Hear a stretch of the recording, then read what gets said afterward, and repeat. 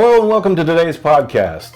Today we're going to be discussing, is a Disney cruise worth the cost? Before we jump into it though, did want to say, if this is your first time here, please consider subscribing and liking. It really helps us, and giving us the likes actually helps what they call the algorithm decide where our video is posted and how well it's doing. So please consider that if you will. But as we get into this, again, today's topic, is a Disney cruise worth the cost? We're going to get into some different areas and tell you our thoughts and opinions. Again, it's our opinions, but we're going to give you some thoughts on whether some different areas that may help you decide whether a Disney cruise is worth it for you. Also, just wanted to mention here at the beginning that at the end of this video, we're actually going to have a travel announcement. So basically our next trip, we're going to announce that at the end of this video. So please stay tuned for that information. All right, jumping into the podcast. First thing we have to ask is if a Disney cruise is worth the cost. Are you a fan of Disney? Yeah, I think that comes into That's a pretty big one. Big one, right. So Disney cruises are not the cheapest. They are more expensive than most cruises. Now we have seen videos of other cruisers that do a lot of cruising, and a majority of them I think like the Disney cruises. And then we've seen some that are like, okay, I like cruising, I don't know if I like Disney as much to pay that kind of money. So it's really all opinion. It's what you like. So the fact that you are or aren't a fan of Disney could be a big sticking point for the cost you're going to pay. Yeah, and I think particularly with the Triton class, or starting with the Disney Wish and later, you're going to have a lot more of the Disney theming, a lot more prevalent than some of the older ships. So I think just, having that understanding of which ship that you're looking at kind of sailing on and the degree of Disneyness that there is going to be kind of around you, separate from the entertainment, obviously is Disney focused. But separate from that, just kind of weigh that as part of, your thought process. Yeah, and as you can see, we are fans of Disney, so we made a channel for our travel, and most of our travel so far, and all of it so far, has been about Disney, and a lot of it will be. So we do want to put that up front, but we are going to mention some things, kind of like if you're a fan of Disney, that kind of lets you know either way whether it's good or bad. So just kind of keep that in mind. So another thing that's included as part of your cruise are going to be some Broadway-style shows. These are incredible. We were on a 7-night cruise, and we had 3 specific Broadway-style shows for our particular sailing. They had other entertainment in the evenings, but those really stood out, and we made sure that we did not miss those. I just think the caliber of the performers and everything is just really top notch. It was, Mac was entertained the whole time, and that was one thing that we weren't too sure of. She would be interested in that. Yeah, we do know obviously other cruises do have shows that they put on. Now the Disney shows are Disney related. So you're going to get anything from any of the Disney IPs, or with the characters. So on our particular cruise, we had the Seize the Adventure, which was all the characters getting together for Goofy to be captain of the ship. We had the Moana Broadway-style play, and we also had Beauty and the Beast. Now I will say that our group on board the Treasure, since that's the only one we've been on so far, they did an extremely good job on the performances for these shows. Really, really good. So yes, there are shows on other ships, but on the Disney ships, you're getting Disney type shows. They're movies from Disney. You're not going to get that anywhere else. So again, kind of goes back to the first thing, are you a fan of Disney? If you are, you're getting some shows that are, again, already in the cost that you've paid. The theater's really nice. It's just, the shows are really done well. Another thing that we want to talk about Again, are you a fan of Disney? Is it worth the cost? Character meet and greets.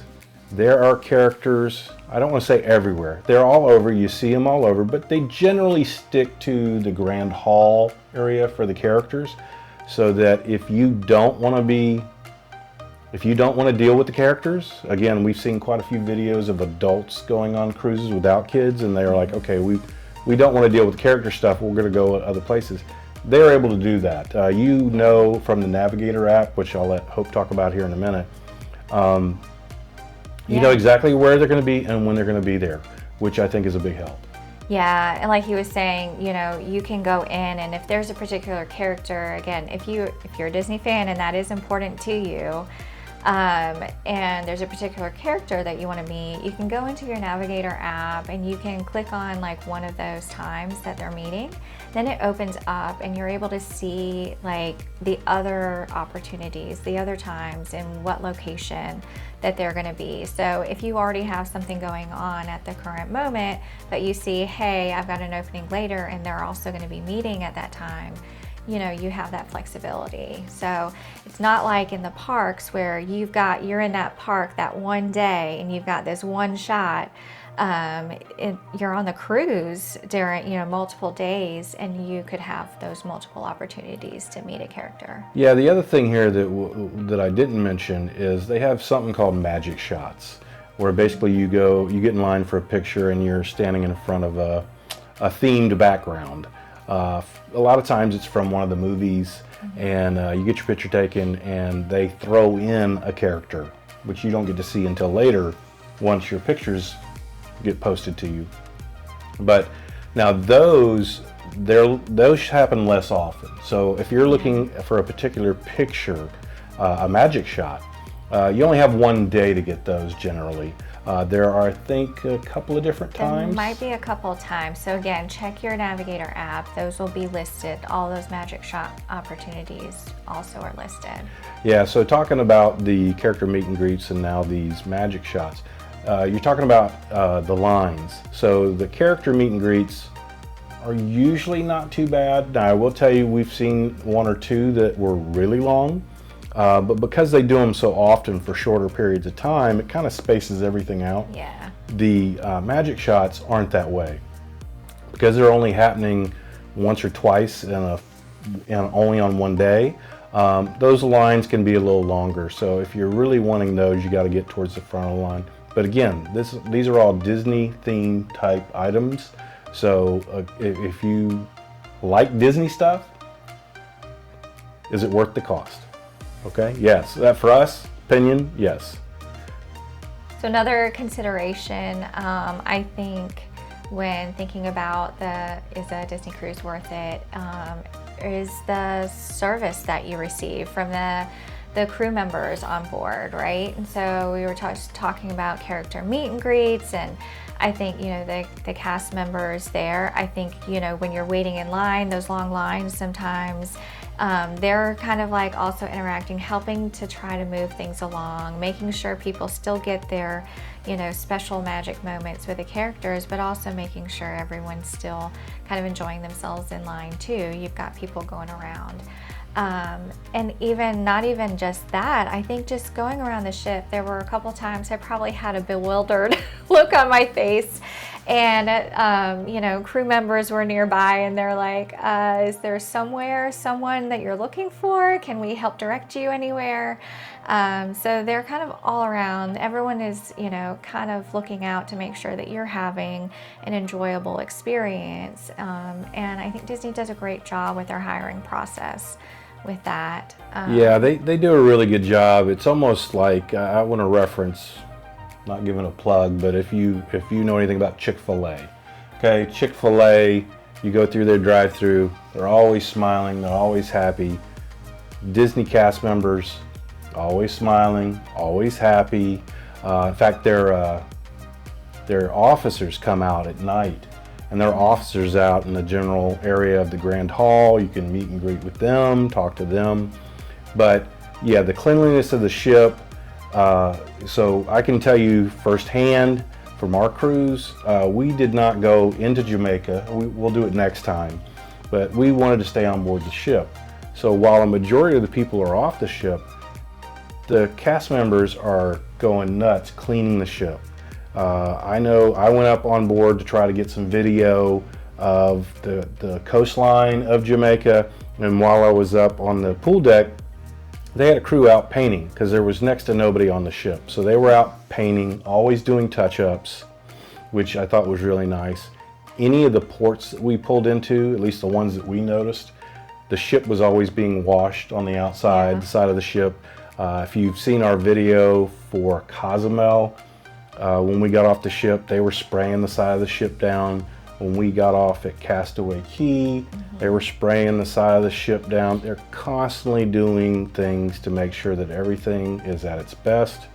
Now, I will say, you know, we were excited for our room attendant and our and we'll talk about it here in a second, our table service team.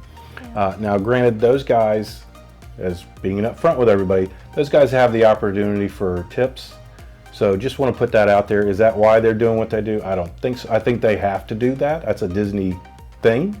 But they do an extremely good job making sure that you're happy with what's going on board the ship. So that's nice. So kind of leading from there, kind of like we spoke about a second ago, one of the neat things about a Disney ship, which I don't think you get on other cruise ships, is the rotational dining. We've talked about this a bunch of different times in our videos. The fact that when you get into your restaurant the first night, you're meeting your service team you're gonna have the entire time.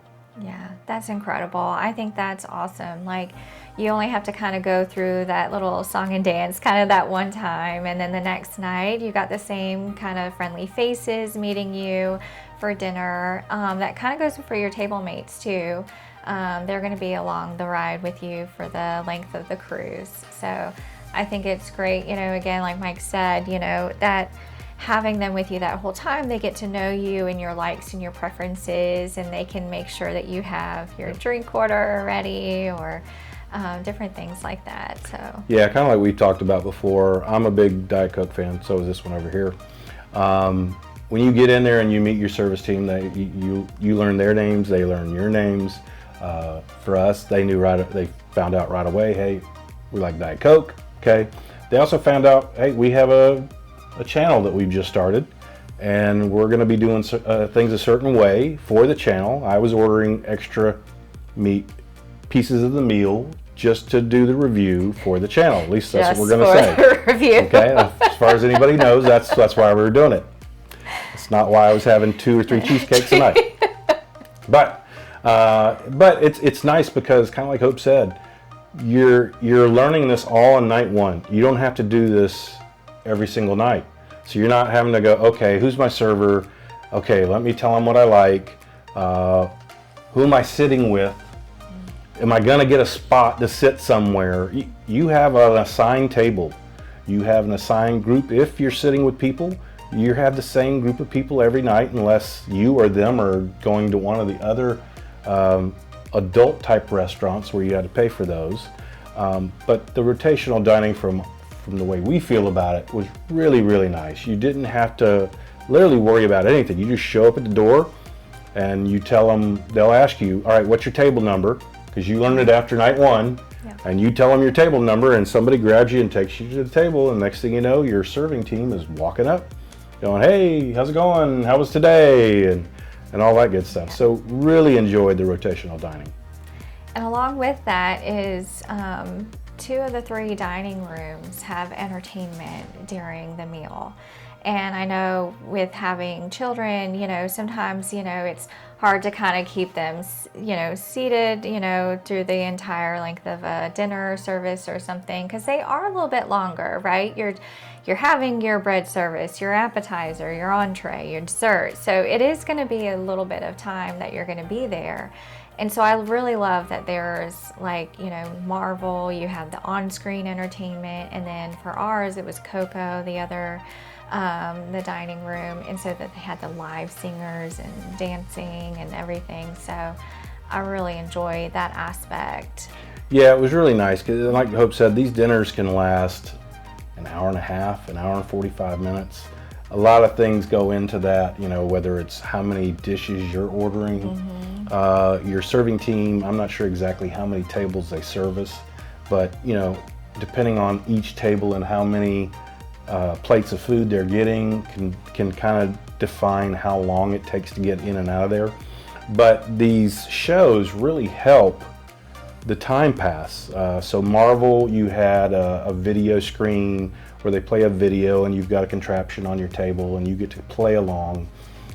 So it really makes the time go by pretty quickly, actually, because they set it up so that as you're getting food, the video's playing, it pauses to give you time to kind of eat.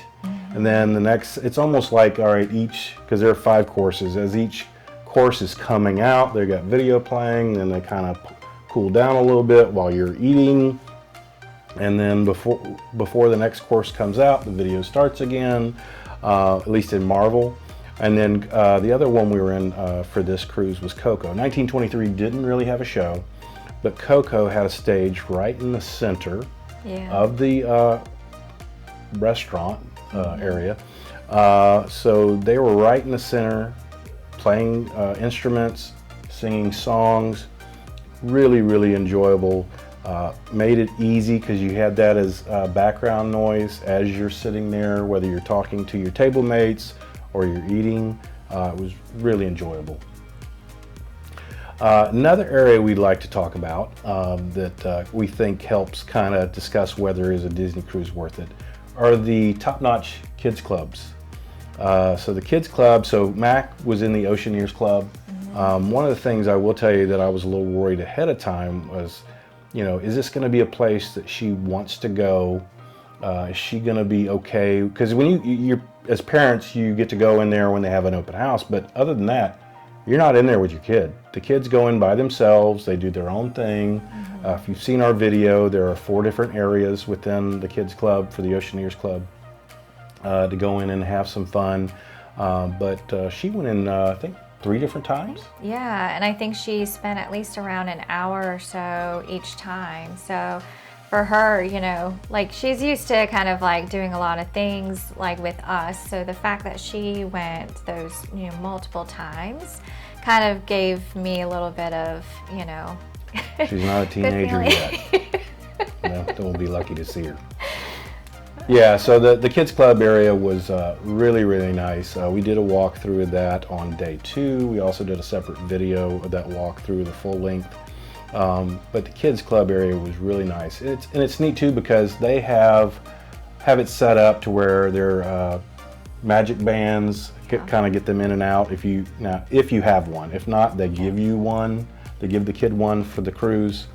And you have a password to get your kid in and out so that nobody else comes and gets your kid. Right. So I like all those safety measures that they have in place there too. Yeah, it was really nice. And then the Navigator app. So like if she was in the kids club and we were off doing something else, we would get a message on our Navigator app. Yeah, that's right. Like Mac is ready to be picked up.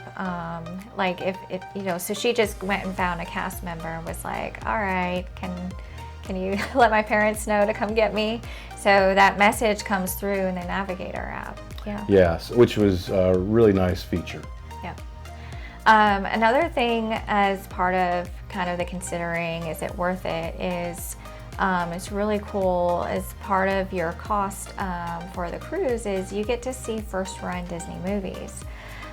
So if there's a new movie coming out, it'll be showing up there sometimes a day or 2 before it's released in theaters too. So we were able to see, I think, the live action Lilo and Stitch while we were on board. Yeah, it's something that's really, really neat. So on board the ship, you have the big Walt Disney Theater, which is really, really nice. Holds, I don't know how many it holds, but it looks like it holds, I don't know, 600, maybe 800. I don't know what the number is. It looks like a lot of people that can fit in there. And then they also have 2 smaller theaters where they play, I don't want to call them normal movies, but non-first run movies. So they're playing their Disney movies all the time. Plus, forgot to mention too, they have Funnel Vision up on the pool deck that's playing movies all the time too. Yeah, and that'll be Disney, Pixar, and Star Wars movies. Yeah, but it's neat because usually these first run movies are in the Walt Disney Theater, the bigger theater, which I'll let Hope kind of talk about the Preludes, which is the concession stand. But it's neat because if a movie is just coming out or just came out, it's in the cost of your cruise. Yeah. So, and you guys know that cost of movies aren't the cheapest these days. Not that you're paying a cheap amount for a Disney cruise, but if you choose to, you can go watch this on a big screen there in the Walt Disney Theater. And honestly, it was a really nice atmosphere. And then it's your choice because it's on your Navigator app. You can pick and choose. They usually play it 2-3 times during the cruise. Now, again, if it's what I'll call a normal set movie, which is around 2 hours, hour and a half, 2 hours, those are easier to kind of decide. If, let's say, there's a new Avatar movie coming out, yeah, you got to really a little bit longer time commitment. You got to make a there. decision. Do I want to do 3 hours here or whatever the time is? So just kind of something to think about. But yeah, like Mike had mentioned, like the movie itself is included. You don't have to worry about that. You can get in line and watch it, no problem. But if you want a snack or have a drink during it, there's Preludes, which is not part of the cost, so it's an extra cost. So just keep that in mind if you're a big snacker and stuff. But they do have the typical movie snacks and drinks available. And of course, the specialty buckets, and the specialty sippers. You're going to spend a little money. Now, if you get the normal stuff, it's going to cost you about what it would at a movie theater. You're going to pay $5 or $6, $7 for snacks and whatever for the drinks. But now they don't have fountain drinks there in the movie theater. It looked like they had cans, and then maybe I think if you were going to get like wine or something, you can get that in a glass. But kind of keep that in mind. So another area, as we talk about, is a Disney cruise worth the cost, is the Pirate Night festivities. So you get 2 different what we'll call parties on Pirate Night. Now they do a themed dinner on most cruises. There are some specialty cruises that do something different than Pirate Night, but you get Mickey and Minnie's Pirates in the Caribbean little party going on, which is really nice for the kids. And then later at night they have the Pirates Rockin' Parlay Party that has Jack Sparrow, and then they finish with fireworks. So fireworks out on the ocean. So other cruise lines don't do this. The only time you're going to see fireworks out on other cruise lines is July 4th. Yeah. But the Disney cruises, depending on what the cruise type is, like maybe Caribbean or whatever. Yeah. You can look ahead of time. But if you have a Pirates Night, you're going to get fireworks unless the weather's really bad. So that is something that is really, really neat.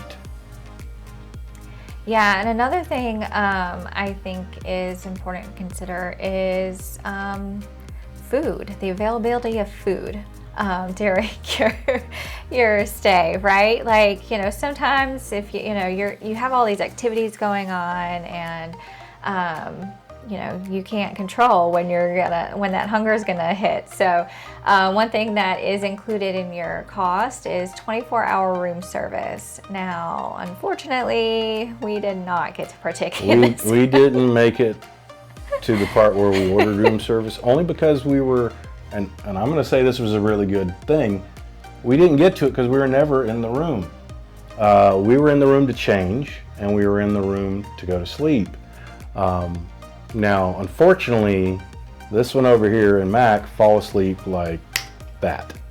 So if they're laying down, it's over. Yeah. Now, Mac, not as much as this one, but the problem is they go to sleep pretty quick. So if you're in there for more than 10-15 minutes, you got no shot at room service, because room service generally takes what? About maybe 30 minutes or so for them to get the food to you. Yeah, so just kind of keep that in mind. Now, it is nice. We've seen other people's videos where they were able to order food, because they did it. Some of them did it at night, but a lot of them do it in the middle of the day too. Yeah, so they're getting ready for different things. Yeah, so and now just remember, you do need to tip the person that brings your food, but other than that, it's included in the cost of your cruise, and it's 24 hours. Yeah. So if you, for some reason, wake up at 3 a.m. and you go, you know what, I can use some chicken tenders, right? because some of the things that we've seen, they don't have pizza for some reason on the newer cruises. Yeah. The newest cruise ships. But they do have a flatbread. Yeah, flatbread of some sort, which is basically a pizza. It's a pizza. Not quite as, it's not the same as the other pizza, but Yeah. it kind of passes as a pizza. Chicken tenders, hot wings, burgers. Was there soup? They had chicken noodle soup. They got all kinds of stuff. Yeah. So that's another perk, and again, it's covered in your cost, but it is nice if you tip your person that delivers the food.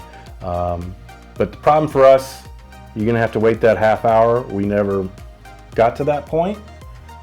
Thinking about it more, because I'm usually one that it's hard for me to sleep. I should have just ordered some for me. They probably would have slept through it anyway. But hopefully down the road we'll get to do that. So the last thing we want to talk about, as far as is a Disney cruise worth the cost, is your rooms. Okay, so there's a couple of different things that we're going to talk about here. One is your room size. Now, we haven't been on other cruise ships, and we got the family deluxe ocean view veranda, stateroom with veranda. Yeah. So we did order a little bit bigger room because of our family, but just the size of the room. It was a good size. We had plenty of space because you could put your luggage underneath the bed. We had a cabinet at the end of ours because we didn't have the Murphy bed with the fifth person. We got the cabinet, and if you've seen our room tour video, that cabinet has a ton of space, at least on the Treasure, the 7-day. I'm not sure I think we've kind of glanced at a couple others, and it didn't look like the shorter cruises have the cabinets all the time. So we can't speak to that, but on the 7-day, which is basically all the Treasure does, they had a really nice cabinet that gave us tons of space. Yeah, so we ended up with extra space available. Like there were still room to kind of like store things, even with some of the things that we purchased on board. Yeah, the other thing is the theming. Yeah, I really enjoyed that as well, because again, we were talking about like we really like Disney stuff, and just having the different artwork, particularly behind the bed, that really big, beautiful artwork there, and then a couple other little pieces throughout the room. Again, just kind of like brings in those touches during your stay, and I think I really enjoyed that aspect. Yeah, not to sound weird, one of the other things that we enjoyed, and it's neat about the Disney ships, is they have the split bathrooms. Yes, this is why a Disney cruise is worth the cost. No, but the split bathrooms with both of these rooms having a sink, it really does help. Now, these aren't the biggest rooms in the world. No. So you don't exactly want to have to change in these rooms. But because there's sinks in both rooms, multiple people can be getting ready at the same time. So instead of, again, we have three of us, and some others have maybe 5 in a room. If you got to wait one at a time to get in there to get to a sink, you're going to be or even the taking mirrors. some time. Yeah, Because now they do have plenty of mirrors in both, and then there's a mirror out in where the like the desk area is. So and there's also a mirror on the back of one of the bathrooms. So one of the that's bathrooms. Occupied. It's just there's and it's like a full length, I think. So tons and tons of different space and mirrors and sinks. Yeah. So it's really, really helpful. So as far as is a Disney cruise worth the cost, hopefully this kind of gives you some ideas. Again, being upfront, obviously, as you can see, we're Disney fans, but everything's an opinion. What are things that you like? Again, you can comment below. What are things you like about cruising? What do you like about Disney cruising? So again, for us, we're Disney fans, but we wanted to kind of give you a heads up. These are things we think about when you think about the cost of a cruise. So is a Disney cruise worth the cost? I think for us to answer that, I think we need Mac in here. All right, so we'll be back in just a second, and we'll let you know our next travel plans. Be right back. And we're back. All right, now we're going to do our travel announcement. Mac, what are we doing? We are going on a cruise on the Disney Wish. Yes, and it's not just any cruise. It's going to be a 4-night, very maritime Bahamian cruise. So we are going to be on board on Christmas Day. Yeah, as you can tell, these two have been dying for this announcement. We've had it booked for quite some time, but just now announcing. At the time of our recording, we're about 2 months away, but by the time this recording actually goes live online, we'll be a month out from being on the ship, which is really, really nice. So we wanted to thank you guys for watching. We really appreciate you guys, and we'll see you in the next video. Bye-bye. Bye. If you enjoyed this video, please consider supporting the channel by hitting the like button as well as subscribing and ringing the bell for notifications on future videos.